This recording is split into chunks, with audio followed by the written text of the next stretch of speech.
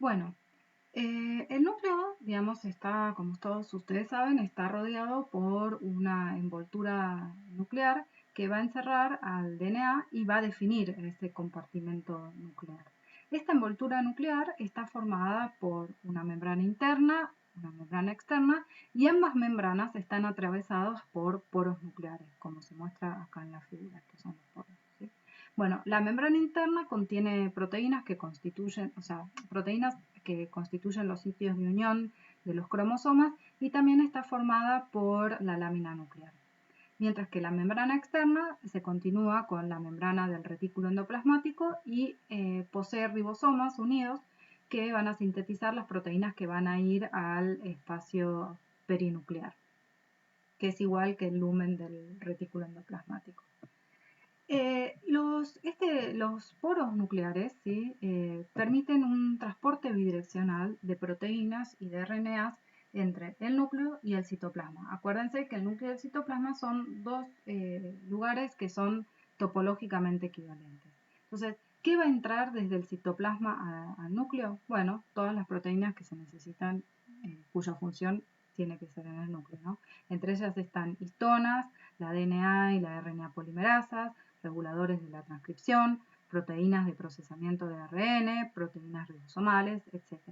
¿Y qué va a salir? Van a salir casi todos los RNAs, mensajeros, ribosomales, de transferencia, microRNAs, los small nuclear RNAs también, y también van a salir las subunidades ribosomales, que eso es un complejo enorme formado entre proteínas y RNA. Entonces, todas las proteínas nucleares son sintetizadas en el citosol por los ribosomas. Y entonces dijimos que pasan al núcleo a través de este complejo de poro nuclear, que es, en general hay entre 3.000 a 4.000 de estos complejos en la envoltura nuclear.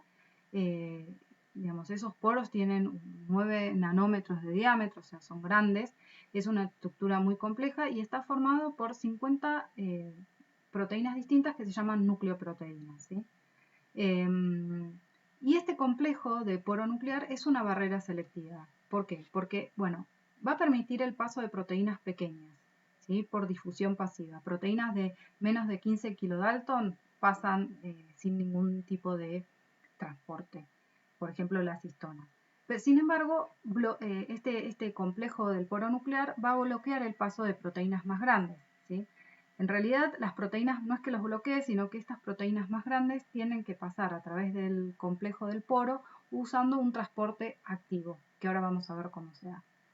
Y una característica de este tipo de transportes entre el citoplasma y el núcleo es que este complejo permite el paso de proteínas que estén completamente plegadas, como le decía, ¿no? Las subunidades del ribosoma, ¿sí? Y bueno, también transporta proteínas en ambos sentidos.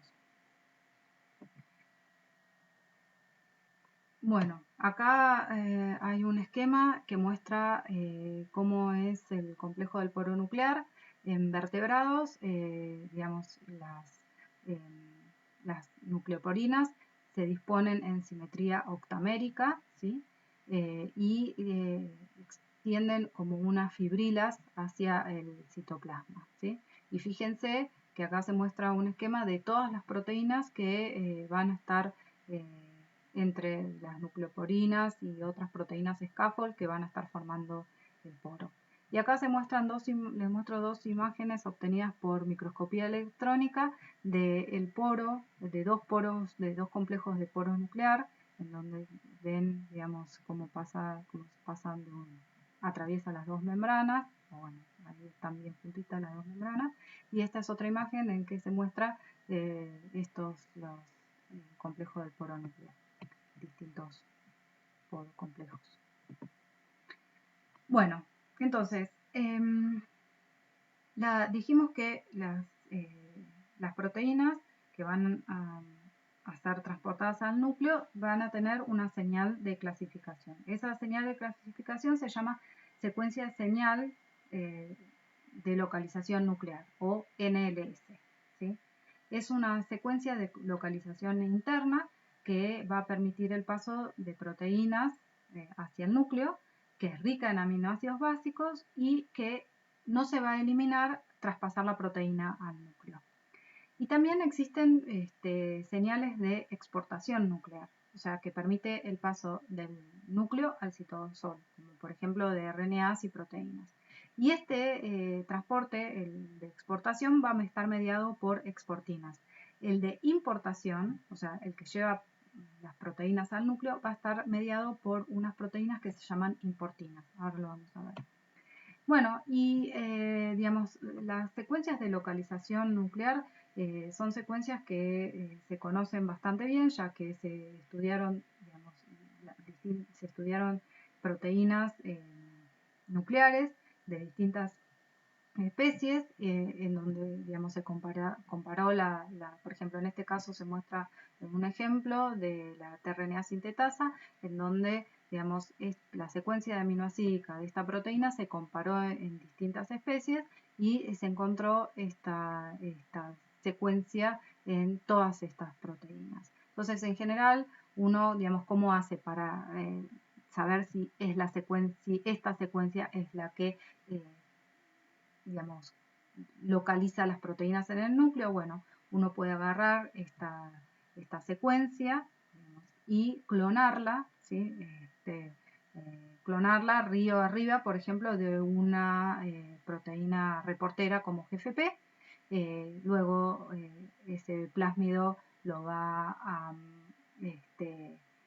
digamos, va a ser lo va a crecer, lo va a transformar en bacterias, va a crecerlo, digamos, va a ser una mini prep, o sea, va a ser una purificación de plásmido, y ese plásmido, una vez que lo tenga y que tenga toda la secuencia que uno quiere, como uno quiere, lo va a transfectar, por ejemplo, en células eucariotas, y uno puede mirar, digamos, qué pasa cuando uno transfecta ese plásmido que tiene esa proteína reportera con esta secuencia y un plásmido que no tenga esa secuencia reportera.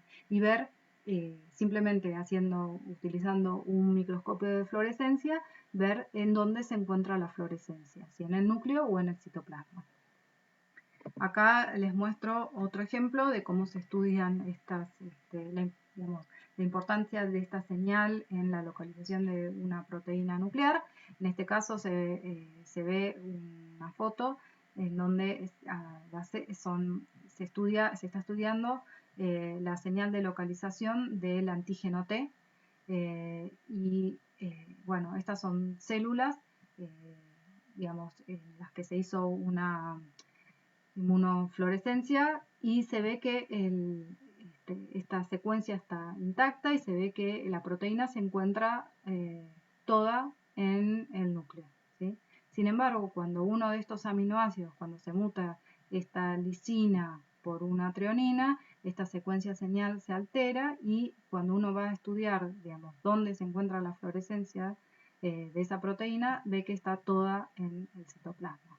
Y esto, por lo tanto, digamos, a uno le permite concluir que esa treonina es fundamental dentro de esa secuencia de localización, y que esta es la señal de localización que permite el paso de las proteínas del citoplasma al núcleo. Entonces, ¿cómo es el transporte de proteínas mayores de 15 kilodaltons al núcleo? Tanto las secuencias de localización nuclear como la de exportación son reconocidas por receptores de importación y de exportación.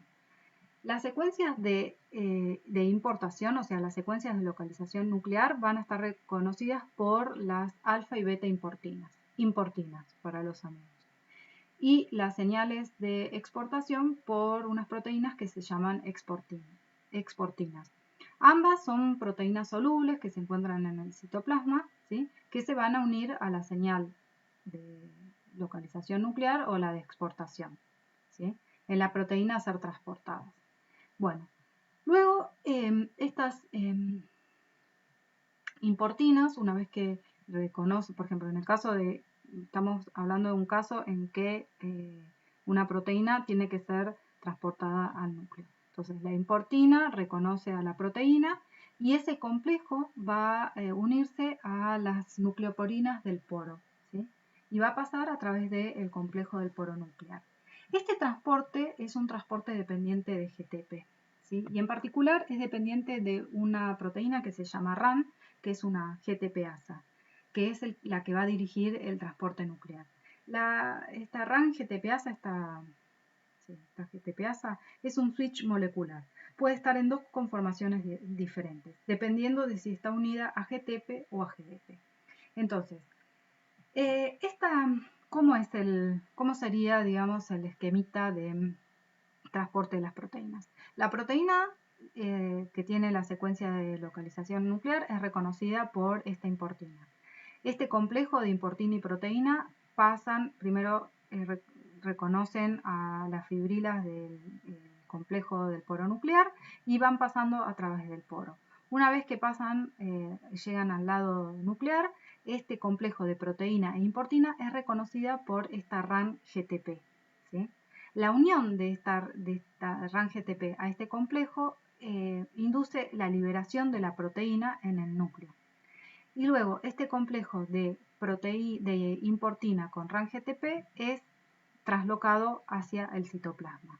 Allí en el citoplasma se hidroliza el GTP en GDP y se libera a la importina, dejándola libre para que vuelva a ser un ciclo de importación. Bueno, este transporte en realidad está regulado a su vez por otras dos proteínas, ¿sí? Que son la RAN GTPasa Activation Protein, ¿sí? O RAN GAP, y la RAN Guanine Nucleotide Exchange Factor, ¿sí? ¿Qué son estas proteínas? La GAP es una proteína que lo que va a hacer es va a hidrolizar el GTP y entonces va a permitir que se forme el complejo RAN-GDP.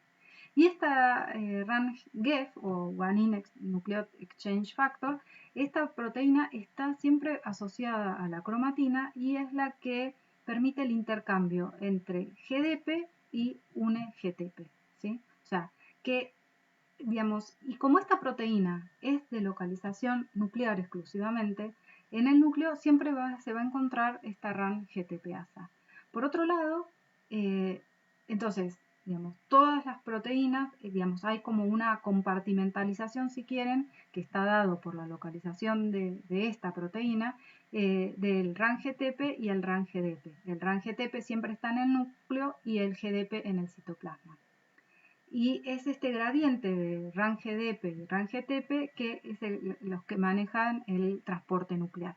Por otro lado, el RAN GTP, digamos, una vez que, digamos, acuérdense, como les decía, que este RAN GTP es el que se va a unir al complejo de la importina con la proteína y va a inducir la liberación de la proteína en el núcleo, ¿sí?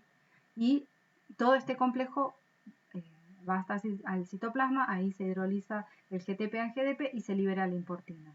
Otra cosa importante a tener en cuenta es que el RAN GDP que se encuentra acá en el citoplasma no es capaz de unirse ni a las importinas ni a las exportinas, ¿sí? Entonces, digamos, el hecho de que RAN GTP se encuentre mayoritariamente acá es la que permite o posibilita que las proteínas puedan soltarse en el núcleo y quedarse ahí. Bueno, en muchos casos las células van a controlar el transporte a través de la regulación de las señales de importación y exportación, ya sea exponiéndolas o apagándolas. Generalmente esto se da por fosforilación. ¿A qué me refiero con esto? Es que, digamos, como ya vimos antes, a veces la célula necesita aumentar la expresión de determinados genes en determinada situación. Y para eso lo que va a hacer es, bueno, aumentar el transporte de las proteínas que están en el citoplasma al núcleo. ¿Cómo se hace eso? Controlando, digamos, el acceso o no de estas señales de localización nuclear o de exportación.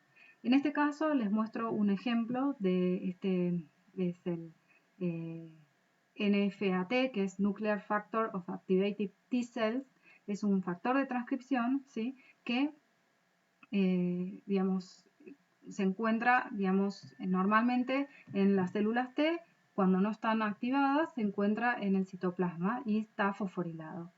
Cuando la célula T encuentra a un antígeno, se produce un aumento del calcio intracelular y esto lo que hace es que genera que una fosfatasa llamada calcineurina se una a este factor de transcripción, lo desfosforile, ¿sí?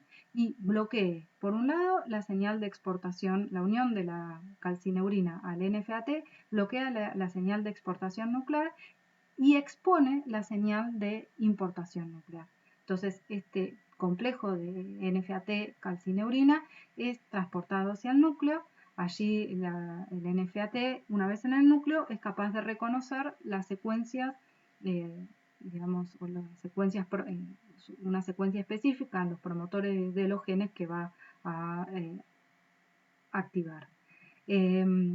Bueno, cuando luego de esta activación dada por un antígeno, cuando pasa un tiempo y los niveles de calcio disminuyen, la calcineurina se despega del NFAT y esto permite que otra vez el NFAT se vuelva a fosforilar y se exponga a la señal de exportación nuclear, con lo cual esta proteína vuelve al citoplasma quedándose, digamos, de alguna manera, o sea, otra vez se vuelve un estado en donde los genes activados por este factor de transcripción, digamos, bajan, digamos, ¿no? O sea, cuando este factor de transcripción está en el núcleo, induce la expresión de genes. Cuando este factor de transcripción está en el citoplasma, no. Y bueno, por último les quería contar de que también, por último de esta parte, porque faltan bastantes partes, pero bueno, la membrana nuclear, como ustedes seguramente ya saben, se desensambla y ensambla cada vez que la célula se divide, ¿sí? Digamos, al principio de la mitosis, las CDK, que son unas ciclinas dependientes de quinasas que van a regular el ciclo celular, fosforilan a las láminas de la envoltura nuclear y también a las proteínas del complejo del poro nuclear, generando el desensamblado de la envoltura nuclear. Y bueno, se produce la separación de las cromátidas, los cromosomas. Una vez que ya se separaron las células hijas, las láminas se desfosforilan y se empieza a volver a ensamblar la membrana alrededor de los cromosomas de la célula hija para volver a formar la envoltura nuclear alrededor digamos, de los cromosomas.